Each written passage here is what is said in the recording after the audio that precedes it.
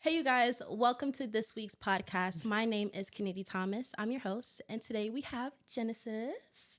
Thank you so much for joining us today. Thank you. It's just been a pleasure. You are so inspiring. For years, people have been just trying to come for you, your character, your title, and it's just been inspiring how you've been able to rise from the ashes from that. So I read your bio. You have so many titles underneath your belt. Can you please share with us your titles? Well, my first experience was at Miss Universe Puerto Rico. I went as Miss Universe Arroyo Puerto Rico 2013, placing first runner-up. Then I had the opportunity to go to Miss Intercontinental as representing Puerto Rico 2013. There I placed also first runner-up, which made me Miss North America Intercontinental. Then I came back to Puerto Rico and I won Miss World Puerto Rico 2014. Went to World Internationals. Unfortunately, I didn't place, but I had the best time and thought my career was over then. So I decided to come back one last time. So I thought for the title for Miss Florida USA 2017. We obviously know how that ended, coming back the following year, representing Florida again for 2018. And, turning in my last title. So it's been quite a journey. And you were top 5. Like, no matter what pageant you were in, you're always top 5 or first runner-up. Yeah, I mean, top 5 at USA. I think I've always, been one of the, leading in that area where I know I'm always placing. I think that's what always kept me going for more because I knew that there were things that I can always be better at. So that kept me going. What was that feeling like when you would get first runner-up? Like, again, did you feel like, is something wrong with me? What was your thought process for that? I just honestly think it's just part of, the game, it's part of learning more about who you are as a person. Learning also, what are the things that you feel that you can work on? It doesn't all rely necessarily on beauty. I think there's a lot of more elements that people consider when it comes to crowning a queen, They want someone who, it's punctual, is responsible, someone who's a team player who knows how to take, instructions. And I was able to understand that part as well. That is not about just beauty. It's a complement of a lot of little things. Yeah. Did it always come naturally to you to compete? I feel like the competitive in me, yes, for sure. I don't know if that comes from my perfectionist side, but I think it does for a little bit. And once I was obviously in that space, where we're all beautiful women, obviously, is what can't you do, to make sure that you are standing out a little bit. And that's when it becomes a little bit tricky because you have to know yourself very well to be able to, put that out there. Right. Yeah. And now, present day, you are competing for Miss Universe Puerto Rico now. And let me tell you guys something. We were talking about this last week, and that was also the first time we met was last week at the dress store. It was, yeah. Yeah, you were just saying that, the competition is high for Puerto Rico and pageants. You guys are just, and it's not really like that in the U.S., but it is true to the fact that Puerto Rico, a lot of Caribbean countries, they go crazy for pageants. And even to compete for Miss Universe Puerto Rico, you have to be pre-chosen. Yes. So what was that process like, especially taking that gap year of not competing and now competing again from the new lifted rules of Miss Universe? Was that process overwhelming to sign up again and register and, get pre-chosen? Yeah, I think a lot of things have changed when it comes to pageantry all around, but especially in Puerto Rico, WAPA has acquired the franchise, so they do things a little bit different. They want to stick to, women that I would say just quality over quantity in a way. So they're very, meticulous with the whole process. It was fun. It was a little bit overwhelming because obviously, I've been, as many people say, retired for some years now. So coming back and understanding like this is what it takes to actually even get chosen was a little bit difficult because when I competed in Universe Puerto Rico 12 years ago, you just pay for your city and, you move forward. But this time around, they put a little pressure on you when it comes to the first round. It's like a first round of girls that are chosen, and they don't tell you the same day. They give you 2 weeks. And how you find out, which is really interesting, is WAPA has an app, and in that app, they would, by like filtration, put out the first 4 group, the second 4 group, the third 4 group. Oh, yeah. I saw that on the Instagram, I think, too. Yeah. So that's how I found out. I found out through a notification on the WAPA TV app. Oh, so that goodness. was really interesting because I did not expect to be one of the 4 chosen. So I kind of got that out of the way. I knew the day that they were doing it. So I was kind of like, waiting. I was expecting it. And I got a phone call from so many people telling me, you're in, you're in, you're in, you're in. So it was really, really cool. Yeah. Would you say the only thing that was different from Miss Universe Puerto Rico 2012 to now, besides the sign up portion, do you think that there's any other sort of difference, especially coming back now for the pageant? Do you mean more on a personal level? Yeah, I mean, like, do you think that the organization is, I was going to say, like, more open to more contestants, but they're not really, because you have to be pre-chosen. So I guess the question is, like, outside of how you register and how you compete for Miss Universe Puerto Rico, do you think that there's something else that's different this time around? Like, is it a better staff? Are people communicating with the contestants a little bit better? Yeah, I think WAPA, they're just, they're hungry for a crown. Puerto Rico is definitely considered a powerhouse. We have 5 Miss Universe, and in the past couple of years, we've been placing high. And I think they just really want a winner. Yep. They want a winner. So, and it shows. It shows, how much they pour into the delegate that goes to Universe representing Puerto Rico. So I think that's really interesting because, I want to be a winner. I want to be part of the winning team. And precisely because of that was the reason why I joined. I'm big on character, and I feel like the people that are running the show at Universe this year are people who are honest people. They're people that also in their field, and I'm referring to Dice Cifredo, she's the director. She is very open, very vocal. She's a strong woman. She's, very head on. And I admire that about her. Yeah.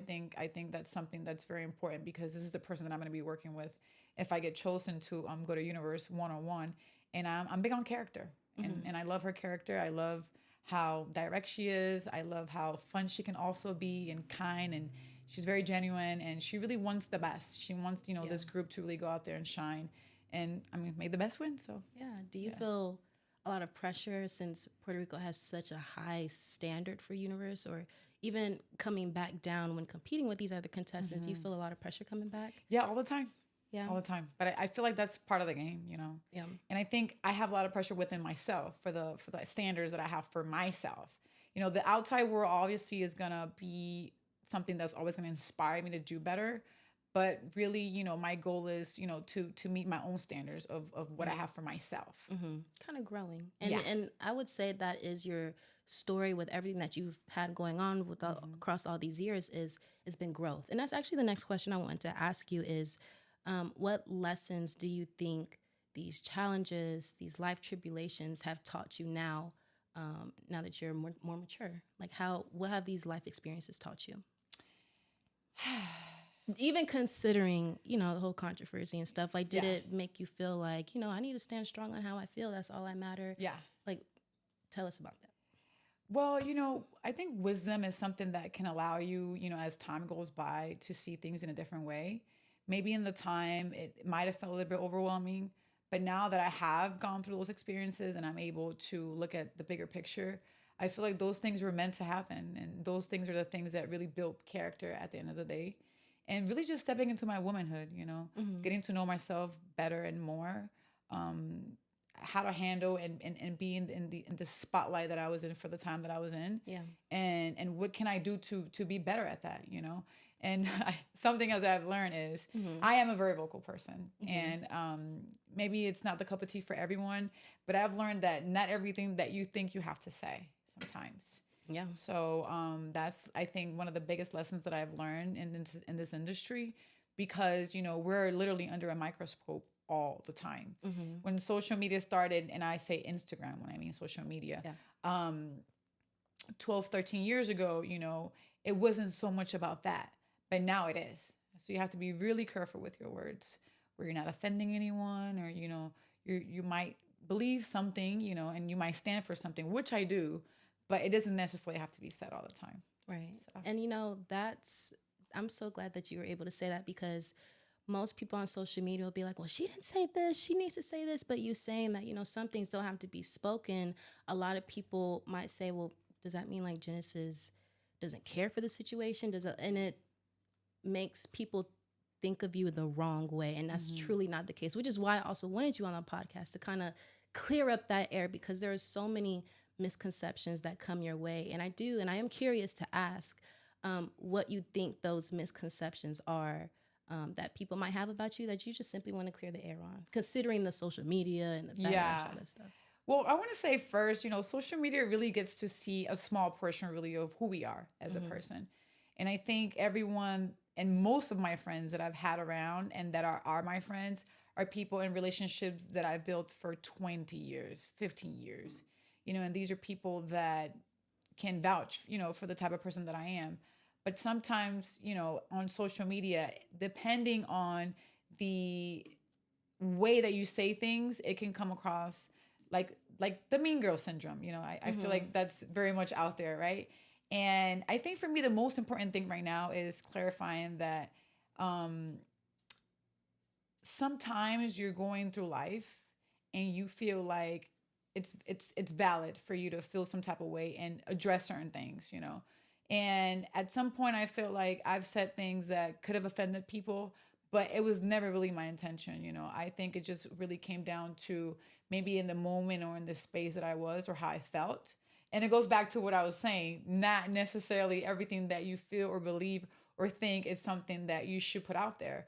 So I think what I've learned from that is just to be more careful and more cautious because, considering the fact that I am on the spotlight, I would hate for younger girls that look up to me and younger girls that see me as an inspiration can look at that and maybe backtrack. And I think that's my legacy as well. And I want to be able to continue to build on that. And yeah, I would say, going back to what we mentioned earlier, not everything needs to be said. So Right. I've learned that through, some trials and tribulations there that obviously have put me in a space where people might question my character, but I think I have continued to learn and I put myself out there continuously. I pour my heart out in so many different ways, when it comes to nonprofit, when it comes to, me helping younger girls build their confidence with GMDPR, and all these things that I've been doing for the past 15 years. I think that shows more of the person that I am in totality. And I would love for people to see more of that as well, which is why, even though after turning in my title as Miss Florida USA in 2019, I've continued to do the work, because this is not a gimmick. This is truly who I am. This is truly who I want to continue to be better and become better in these certain areas that are going to take me to the next level.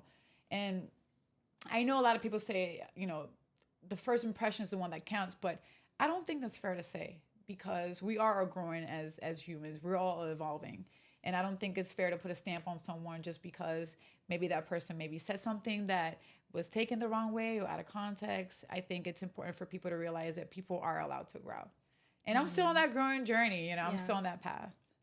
Girl, I love you so much. Like, I love that you just spoke that into like this is real life. Like, even when we were talking at the shop, you were just saying like, I wish people would just see that this beauty is beyond on stage or on social media. Like, you do so much advocacy work from Puerto Rico and Haiti, nationwide, like you everywhere you go. And something else to say, I like that you said that this isn't a gimmick, because I will be honest, pageant queens, I found myself from old titles where I would get it, do some work, some charity work, and then once you have the title, it's done. But you were saying, no, this is real. This is what I do. What you see on social media is 1% of what y'all might think of me. So I'm so glad that you were able to clear the air on that, because you deserve that. I mean, this journey. I'm just so excited for you. I don't know. I'm literally speechless because you just shut it down. All the haters and all the naysayers, you just literally shut it down. And I can't wait for the viewers and the haters to see that. Even your fans too, just to hear that side of you. So let's rewind a little bit. Your hometown, please excuse me if I mispronounce it, Arroyo? Arroyo. So that's where you grew up. Please tell me about what that life was like. How old were you when you were in the city? When did you move to the U.S.? Yeah. All that good stuff. Beautiful life, man. What can I tell you? Beautiful life. I've lived a beautiful life in Puerto Rico. I honestly can't be thankful enough for, my parents being able to put me in such a safe space where I was able to grow. We didn't have much luxury, but we had exactly what we needed, which was family, community, and that definitely has, built the person that I am. And I'm thankful that I was able to be raised in an environment where it was safe and, it's it's an enchanting island. There's so much beauty in my city. I'm happy that I got a chance to represent them because it's a small city. A lot of people don't have the opportunities that I've gotten. I'm thankful for my mom that I always put, behind me to acknowledge the fact that I do have the power to become anything that I want. It doesn't matter where I come from, or even if you don't come from money, it's about believing in yourself and really having a vision about what you want from life and out of life, and what can you do to get there. You obviously have to plan things, and not everything necessarily comes out how you want it, but you have to continue to push through and continue to knock on those doors. So I'm very thankful that, I come from that city, because they've given me back so much love. And I'm always inspired by, the women in my family. I've been raised by a lot of beautiful, strong women. That includes my grandmother.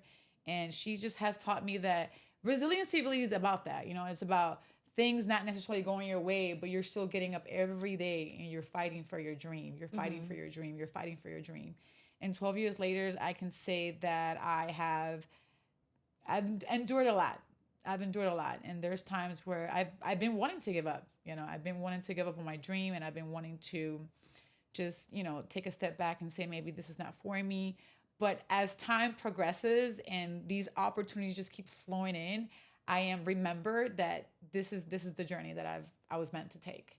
So what else can I say about Arroyo? A lot of love from, even on a political level, from our mayor. I remember when I won the first round of title, they threw me a party, girl. When I tell you they rolled out the red carpet, I mean, that was an inspiration for me to continue to keep fighting for my dreams and to continue in this pageantry journey. And just very thankful for that. How long have you lived in Puerto Rico? So I lived in Puerto Rico since I was born all the way to 27. Ooh, okay. So basically my whole life, I lived in Puerto Rico. There were some times and short periods where I was out of the country for work, but Puerto Rico was always my base. And I feel like when I really took that leap of faith was in 2016. Yeah, 2016, I came to the United States with the idea, believe it or not, to go corporate and to climb the corporate ladder, because I just feel like in Puerto Rico, I had already done everything that I could in that time, in that moment. I feel like the possibilities of me continuing to evolve in this career field were kind of like done with. I didn't see much really coming out of after I went to World and not placing. So I decided to, come to America. I was in Florida, specifically in Miami, and I was working in the finance department for Rolls-Royce. So I did that for some time. And I mean, the rest is history. I went for the Miss Florida USA title after that. Yeah. And just a quick pause. I did do some research on you. I don't want to feel like a little stalker, but you studied criminal justice and psychology. So what happened from psychology to financial corporate world? What was that life like? And also, you went to college in Puerto Rico? Or Yes. So growing up, my mother, I'm like I mentioned before, I'm very outspoken. And growing up, my mother, if there was any debate in the house or anything happening, where there was conversations had, my mom would say, you should be a lawyer because you never want to lose. And if you don't lose the conversation or the debate, you want to be even. So that always stuck to me. Like, I want to be a lawyer. I want to be a lawyer. I want to be a lawyer. And I think the other thing is just like the way I was raised, with my grandmother being a big part of my upbringing, and her being very much into the Catholic religion. I was very big on just being a righteous person. It didn't matter if it didn't benefit me. It didn't matter if someone was looking or not. I always felt like I should always do the right thing because God's looking. And that would eventually, come back to me in some way or another if I wasn't being righteous or if I wasn't being honest. And I feel like part of, doing advocacy when it comes to criminal justice and becoming a lawyer is obviously looking out for a client and doing the right thing. Yeah. But then shortly after that, I realized, when life comes around and when you see what life really is about, that not necessarily is about being righteous when it comes to the criminal justice reform system. So that's where I kind of took a step back a little bit. And I told myself, yes, I will love to do it, but the way that I would like to do it, I would like to do it maybe for being part of like a detention center or somewhere where I feel like I can really help when it comes to society as a whole. I don't really see myself being just a full blown, criminal justice lawyer. Maybe a lawyer, but how can I be a lawyer and help in any way? Right. And I feel like definitely maybe like I mentioned, like a detention center, maybe for like younger kids or in some way where I can help. And psychology goes a lot with that, which is why I did my minor in psychology. But yeah, long story short, I envision things differently. Obviously, when you're young, you like different things. And as you get older, you start experimenting in life and you realize, well, maybe this is not the best fit for me right now. We definitely would like to in the future, as my life settles down, would like to go after my law degree. Yes, you should. Why not? Yeah. Why not? Yeah. I just want to take advantage of the opportunities and the beauty because, this is, I hate to say it, but it's not going to last forever. So I feel like I should just put more energy towards that and see where that takes me. I love that because I'm actually in a weird phase in my life where already graduated college, just got my master's. I'm trying to navigate the career life and trying to grow, trying to try new things. And it can be scary where you come out thinking, I'm going to do this, but real world hits and it's not really like that. So, and let me say, I was really surprised when you told me your age. I was like, you're definitely like an overachiever for your age. Thank you. It's from my mom. She's I got it from It's her, incredible, the things that you have accomplished at a young age. Thank you. Yeah. What advice would you give to someone who's 23? If you could live back on your 23s, what advice would you give? Oof, if I can live back on my 23s, what advice would I give? Early 20s. I would just say follow your passion. Okay. Sometimes we're so caught up on making more money, having a bigger house, having a nicer car. But if you walk around life not really truly living in your purpose and what makes you happy, then are you really living? And literally, like I was just talking to my mom about that. Mom, I need a job to make me money. Because literally all my friends on social media, they're TikTokers, influencers, their money comes quick. But if you're just chasing the bag, chasing the money, then you're just going to miss out on the moment. So I'm really glad that you said that. Yeah, for sure. So we already talked about what beauty looks like beyond the stage. Tell us about your advocacy work in Puerto Rico and also in Haiti, because I didn't really know that about the Haiti advocacy work that you do. So could you please share with the audience more about that? What a beautiful place, Haiti. Haiti has, brought me so much joy and has kept me grounded in the times that I mainly needed it. And the reason why I chose Haiti, a lot of people will question me, why Haiti? I feel like out of the Caribbean, Haiti were the ones that needed the most help. But how I got introduced into Haiti was through an organization called Jack Brewers. They did like this big excursion for influencers. It was models. It was athletes. And they brought a group of 100 of us to Haiti. And I just fell in love with Haiti. I fell in love with their people. I fell in love, when it comes to history about Haiti. And I felt like, that's where I belong at the moment. So I started doing a little bit more groundwork and looking for organizations that were really doing their work and were giving back to the Haitian community. And I came across some really amazing projects that you can tell these people were really making a social impact in the Haiti communities. Starting with Innovating Health International, which is a nonprofit that started at the back of a hospital. Now they have their own facilities. It's run by the De Janeiro family. It's an Italian-American family. And they fell in love with Haiti too back in 2010 when the earthquake happened. So the son, which is Vince Jr. De Janeiro, he continued to do a lot of groundwork when it came to, his facility is mainly for breast cancer. And he was already doing breast cancer research, and he was finding ways that weren't as expensive to get treatment for the Haitian community. And for women to really discover like, hey, if you do feel something or have something, your life can be saved. Right. So that's kind of like where that started with them. And I just saw how hard they were going for, to meet their goal. And I joined them, in fundraising and doing everything that I could, to help them out. And thanks to him, he introduced me to other organizations. One of them is called, which is one of my favorites, called the Redman Foundation. And it's a beautiful home in Haiti. It has 40 girls and 5 boys. And they've been running for 40 years. And these last 40 years, doctors have came out of that orphanage, lawyers, nurses. So they really pour into these kids, not only until they're 18, but they actually are able to, expand and allow them to create a life for themselves so they can take care of themselves. And I don't know if you know about City Soleil, but City Soleil is one of the poorest cities in the Northern Hemisphere.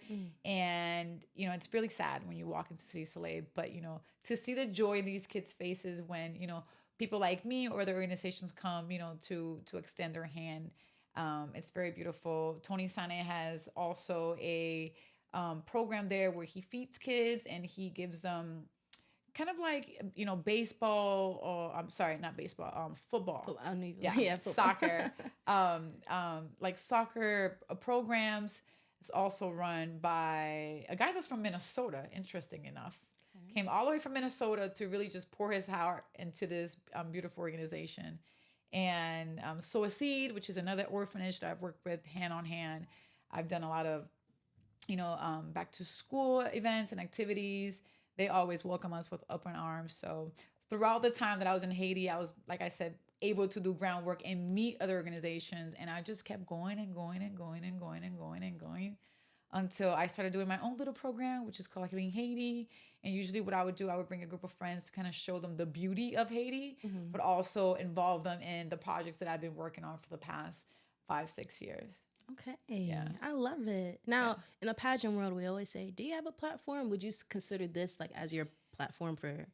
This is who I am. This is more than a platform. You know, this is the legacy that I'm building for my kids. You know, this is the legacy that I'm building for, you know, my family, my last name. And I take a lot of pride in that because I'm not going to say it's a sacrifice, but there were times where I could have been doing a lot of other things that were more beneficial for me in my career, maybe in the time. But I felt like always going back to Haiti and giving back was something that always kept me very grounded. And it just made me feel really good. So I always continue to come back and help any way that I could. Yes. I haven't had a chance to go because Haiti right now is suffering with, you know, a lot when it comes politically, and it's very dangerous. So I stopped going back in 2020. But nonetheless, I always try to share the message and keep in touch with everyone one way or another. And hopefully I can go back very soon. Yeah. And I want to touch on something real quick. You were mentioning your grandmother. I think you were saying that you were raised Catholic. I was. So now that I see you on social media and everything, I always see you in prayer or at the gym. Yeah. And you are Muslim now. So tell me about what that jump was like. Well, you know, being raised in a Catholic home all my life was pretty interesting. My grandma never was the type of person to be like, you have to do this or you have to go to church. But just seeing, you know, her and her devotion towards the church. She was the florist at the church. So just seeing her devotion at the church and seeing how much that meant for me to be there, because it meant a lot for her, I always made the effort.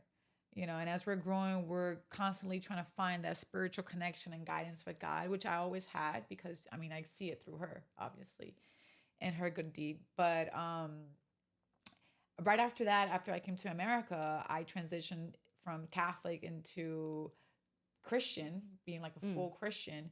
And I think what really took me to take that leap was just environment, peers, just being around, you know, different people and maybe that projecting a little bit on me, just, you know, trying and just exploring my spirituality and see where that took me, which was a very beautiful time. And I learned a lot of great things, you know, through that process. Shout out to Trinity Church, was my church back in Florida. But when it comes to transitioning to being Muslim, I think the main thing that I want to say is the discipline that it takes, you know, to do something as simple as praying 5 times a day. And how I got around it was because of the peers that I had around at the time. Most of them were Muslim. And one of my mentors right now, he's Muslim. He's one of the reasons why I transitioned. I always had so many questions about so many things. And he was just so good at just really describing things for what they were and letting me, you know, make the decision as far as, is this something that I wanted to take? And day by day, just continuing to learn about the religion and to learn about the Quran and to really just dive deep. I think that really was the stepping stone for me to take that decision and say, okay, this is something that I want to do. I want to convert.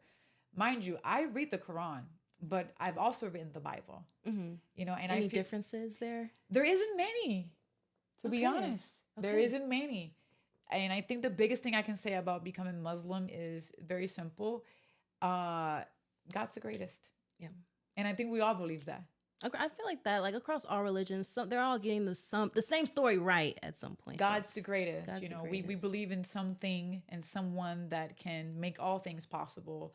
Yeah. That continues to show us mercy every day, even after us sinning and all. I think for me the biggest thing about becoming a Muslim is just the discipline that it takes to follow through with certain habits that you have to create for yourself. And habits have became a very big deal in my life, especially for my mental health. But I think just navigating through that and like understanding the Muslim culture and what it takes to really dive deep into it has been such a reflection thing in my life, because I realized that, every day we wake up and we have to have some type of standard about life in a way. And I feel like through the Quran and through the Muslim religion and through the peers that are constantly pouring into me and allowing me to even make mistakes sometimes with things that I do, like, okay, you shouldn't do this. This is how you do it, because you have to stand for something, right? So it's been a blessing. It's been a blessing. And I've seen many blessings pour into my life after I became Muslim. What were your thoughts when the new Miss Universe rules were released to the public? What were your immediate thoughts? I was so excited. Yeah. Were you like, oh, I need to sign up. This is my chance. Were you? Yes. Yeah.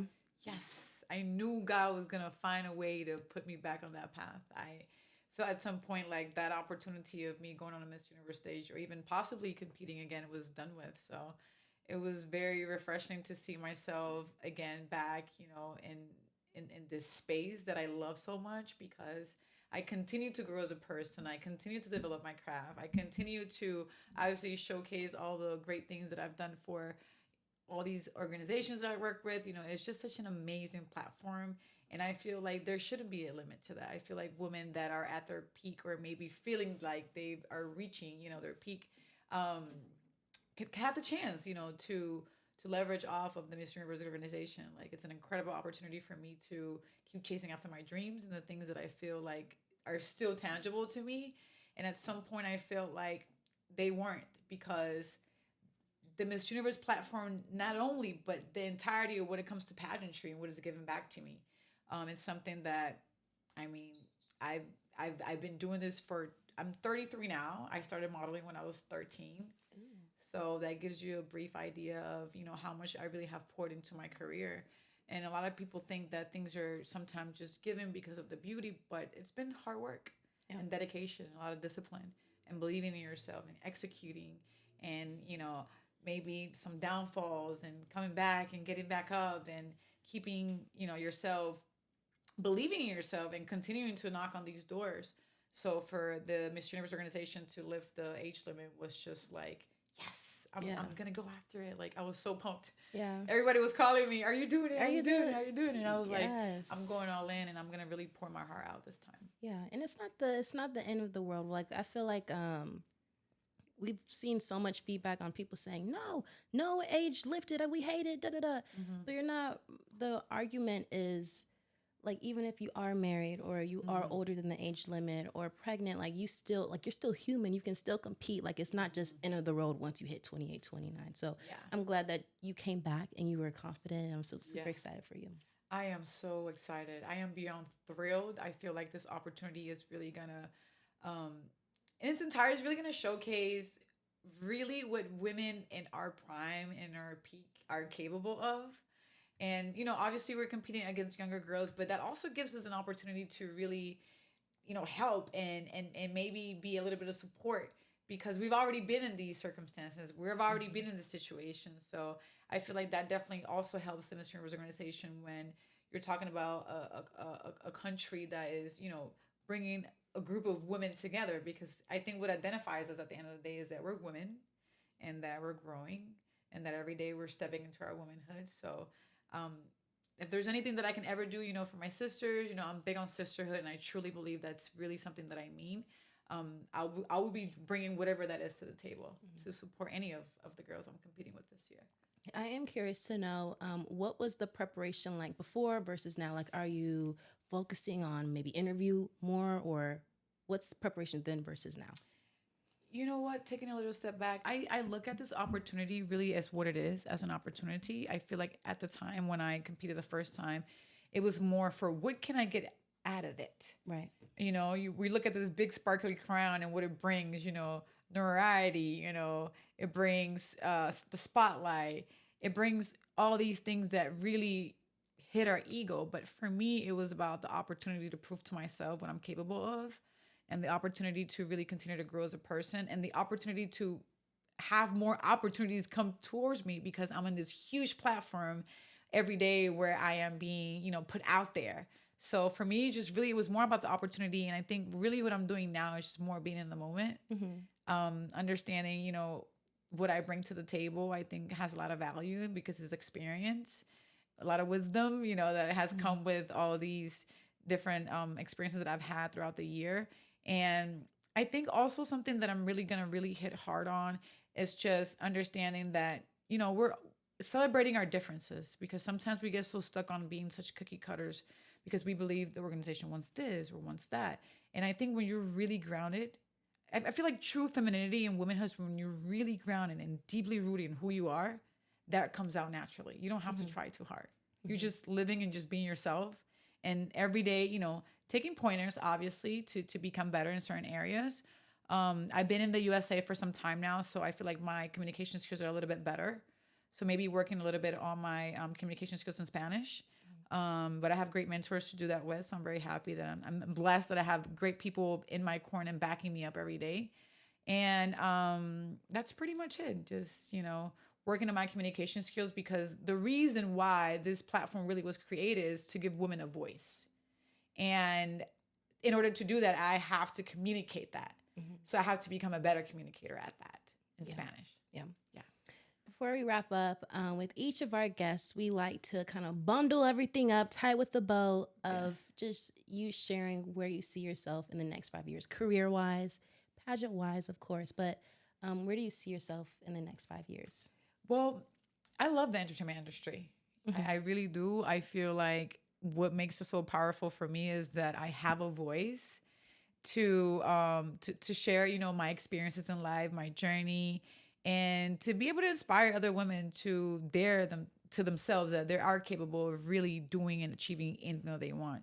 So I definitely see myself in the entertainment space, some shape or form, acting, hosting. I'm definitely going to continue to do the groundwork when it comes to nonprofits, because I feel like something that really fills my heart and my soul.